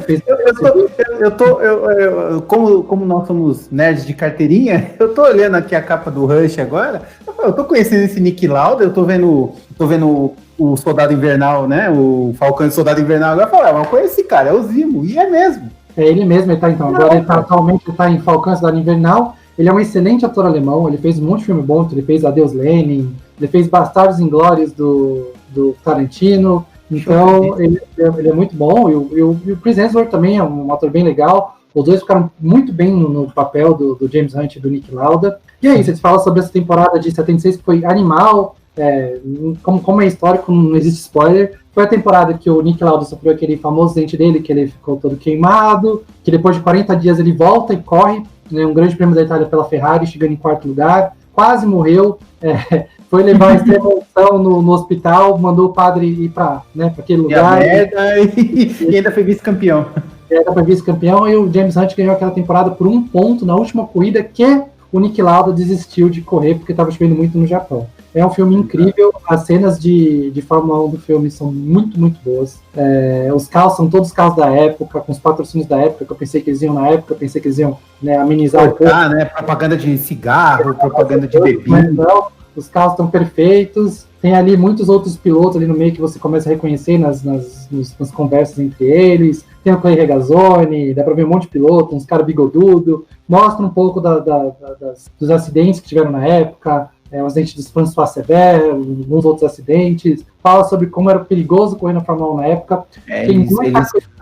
A morte rodeia, né? O filme o tempo todo, né? O tempo todo eles falam morreu aqui, acidente ali, a morte está sempre, o perigo, né? De um jeito não emocionante, de um jeito perigoso mesmo, tá sempre rodeando o filme, né? É muito bom. Exatamente. E ele tá disponível no Amazon Prime, quem tiver, tá lá no catálogo da Amazon, do Prime Video, aliás. É muito bom, quem quiser assistir, eu super recomendo, não sou igual ao Silvio Santos, que minha filha viu, eu não vi, mas minha filha viu, mas nesse caso eu vi. Então, É um filme muito bom. Vou falar aqui rapidinho o resumo do filme. O mundo sexy e glamouroso da Fórmula 1 é mobilizado principalmente pela rivalidade existente entre os pilotos Nick Lauda e James Hunt dos anos 70. Eles possuíam características bem distintas. Enquanto Lauda era metódico e brilhante, Hunt adotava um estilo mais despojado, típico de um playboy. É isso mesmo que fala o filme. Super recomendo, tá aí a dica do dia, da semana, da Fórmula 1. É isso aí, e deixa eu dar uma diquinha, porque eu acompanhei esse fim de semana, cara, por um acaso eu resolvi ver a transmissão da TV Cultura da Fórmula Indy. Cara, tá muito boa, a Indy na Cultura tá, ó, de verdade, tá muito melhor do que na Band, tá muito bom. Eles estão com um narrador lá, que eu não sei, eu acho que o nome dele é Jonas alguma coisa, não sei o nome dele, Não é você, não, eu acho que você saberia disso.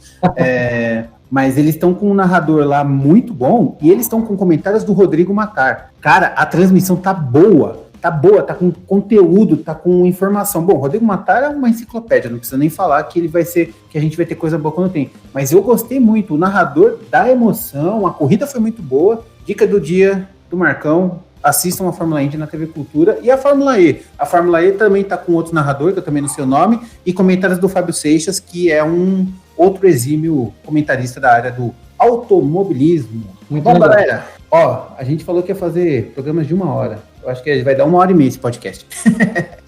Porque não tem jeito. Quando tem assunto assim, a gente vai ter que se estender um pouquinho mais, mas eu acho que quando tem conteúdo, a gente tem que continuar. Não dá para cortar no meio quando se tem assunto para falar. Bom, é isso aí. Vamos encerrando o nosso podcast, nosso Podiumcast, nosso terceiro episódio, falando aí sobre o GP da Emília-Romagna. Nós estaremos de volta daqui 2 semanas, depois da corrida do GP de Portugal, em Portimão. Eu gostaria de passar a palavra para o Jonas. Muito obrigado por mais esse episódio. A palavra é sua. Eu também agradeço muito, mas faltou nossa aposta para o GP de Portugal, hein? É verdade. Esquecemos da nossa aposta. Vamos apostar. Aposta. Vamos lá. Você foi primeiro do tabela, eu vou primeiro nessa, pode ser? Não, eu acho que você foi o primeiro. Você foi o primeiro e você foi o primeiro. E agora então sou eu. Vamos lá.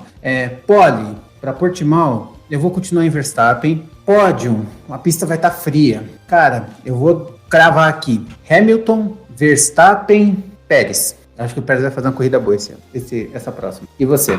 Eu acho que eu vou dar a pole pro Hamilton, vai ser uma coisa histórica, porque ele vai conseguir, segundo meus prognósticos, a 100ª pole. Vai ser muito legal ele conseguir a 100ª pole. Mas aí na corrida eu vou dar pro Verstappen. O segundo vai ser o Pérez. Eu acho que a Mercedes vai penar um pouquinho e eu vou arriscar. Vou colocar o Hamilton em terceiro. Vou dar uma arriscada aí. Não vou. Aí depois a gente vê o resto aí. Mas eu vou dar uma arriscadinha nessa daí. E mais pra frente eu vou tentar arriscar ainda mais. Vou tentar ser mais. Isso aí, ele vai colocar o Bottas em primeiro. Exatamente. Vou colocar umas zebras aí. Vou tentar colocar umas Ferrari e umas McLaren mais pra frente. Aí, Bottas, Mazepin e Vettel. Pronto. Tá aí, cravado. Exatamente. Me cobra daqui 2 semanas. Então, só completando então, eu agradeço muito o papo, agradeço muito o Marcão, agradeço muito a Fórmula 1, agradeço muito a todos que estão escutando aí. Espero que o pessoal continue ouvindo, espero que o pessoal esteja gostando e a gente se vê logo depois de Portimão. Muito bem, muito bem. É isso aí, gente. Muito obrigado, Jonas, por ter participado desse podcast. Eu gostaria de agradecer aí todo mundo que está ouvindo. Estamos encerrando o podcast. Eu gostaria de agradecer novamente ao Jonas e principalmente a você por ter ouvido o podcast até aqui. Nos siga lá no Instagram, que o Jonas está cuidando lá com as informações. Qual que é o Instagram mesmo? @podium.cast. Podium.cast. @podium.cast, e você vai acompanhar. Siga a gente no YouTube, se inscreve, ativa o sininho. Nos siga em todos os canais de podcasts que a gente está disponível. Estamos no Google Podcasts, no Spotify, Castbox, enfim. Só procurar Podiumcast no Google que você vai encontrar a gente e você estará lá nos acompanhando e nos dando aquela força marota. Muito obrigado, gente. Vamos encerrando. Um abraço e tchau!